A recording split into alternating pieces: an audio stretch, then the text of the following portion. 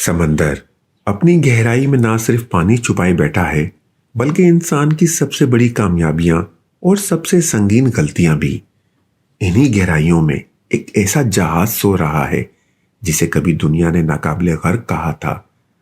Titanic صرف ایک جہاز نہیں تھا، یہ انسان کا خواب تھا، فخر تھا، لیکن شاید غرور بھی۔ جب یہ سمندر کی طرف روانہ ہوا، دنیا نے اسے ایک معجزہ سمجھا، لیکن کسی کو خبر نہ تھی کہ یہی سفر تاریخ کا سب سے دل توڑ دینے والا سانحہ بن جائے گا۔ آج ایک صدی سے زیادہ گزرنے کے بعد بھی ٹائٹینک کی کہانی ہمیں چیخ چیخ کر یہ سبق دیتی ہے کہ قدرت کے سامنے انسان کی طاقت کچھ بھی نہیں۔ آئیے آج ہم اس سفر کو دوبارہ دیکھتے ہیں، وہ سفر جو امید سے شروع ہوا اور ایک ایسی رات پر ختم ہوا جس نے دنیا کا دل ہمیشہ کے لیے بدل دیا۔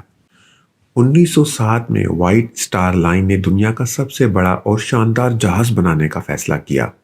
مقصد یہ تھا کہ جہاز نہ صرف تیز بلکہ بے حد آرام دہ اور شاندار ہو۔ بلفاسٹ کے Harland and Wolff shipyard میں ٹائٹینک کی تعمیر شروع ہوئی۔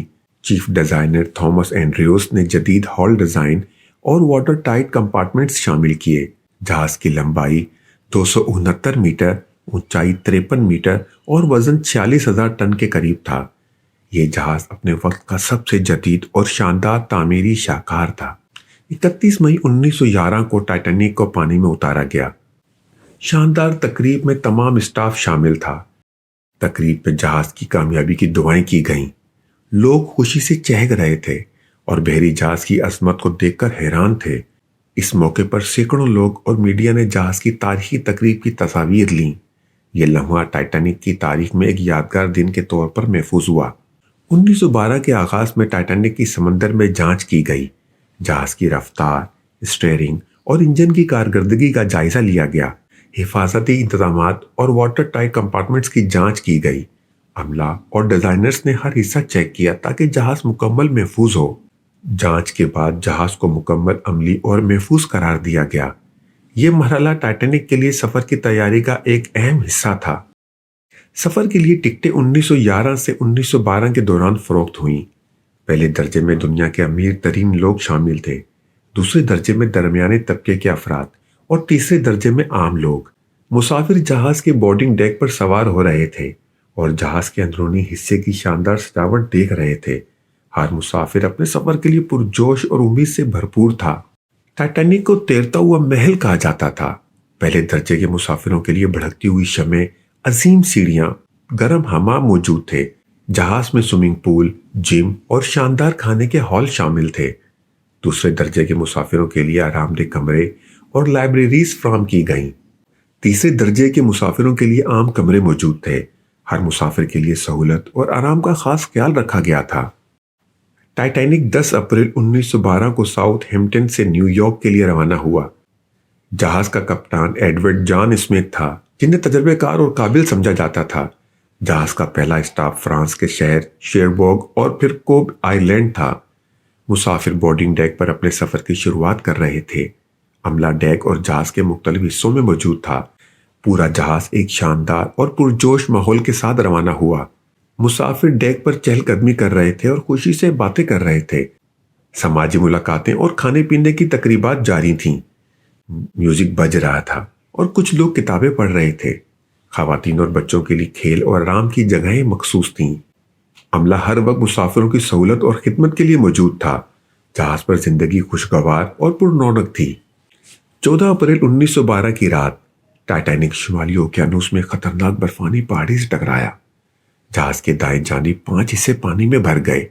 یہ ٹکر جہاز کے لیے مہلک ثابت ہوئی کیونکہ جہاز صرف 4 حصے بھرنے سے محفوظ رہ سکتا تھا۔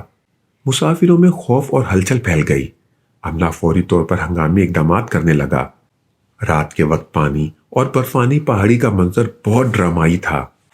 لائف بوٹس کی تعداد محدود تھی، کل مسافروں کے لیے کافی نہیں تھی۔ خواتین اور بچوں کو پہلے سوار کرنے کی پالیسی نافذ کی گئی۔ مسافروں اور عملہ لائف بوٹس میں سوار ہونے کی جلدی میں تھے۔ کچھ لوگ ڈرتے اور چیخو پکار کرتے تھے۔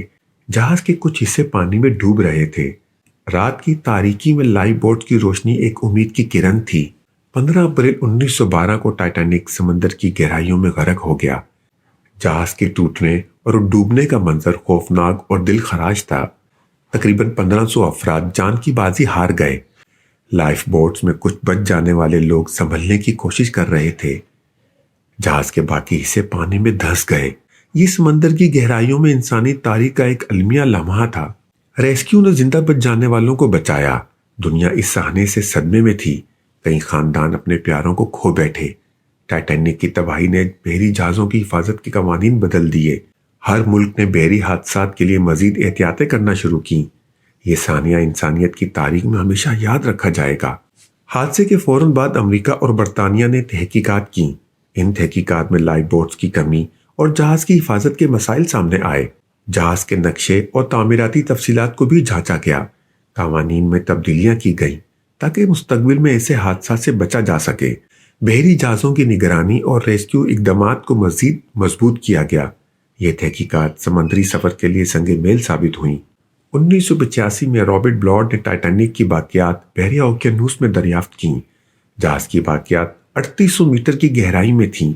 ये दुनिया के लिए तारीखी और हैरान कुन लम्हा था। रोबोटिक मशीनों ने जहाज के टूटे हुए हिस्से और सामान दिखाया।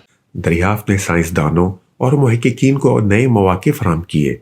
लोग जहाज की बाकियात देखकर हैरान और मुतासिर हुए। टाइटैनिक की कहानी आज भी दुनिया को मुतासिर करती है। किताबें और दस्तावेजी फिल्में इसकी याद दिलाती हैं। म्यूजियम्स में जहाज के नमूने और यादगारें रखी गई हैं। हर साल लाखों लोग टाइटैनिक की कहानी देखने आते हैं। टाइटैनिक इंसानी हिम्मत और गरूर की अलामत बन चुका है। ये दुनिया के लिए मशहूर तारीखी वाक़यात में शामिल है।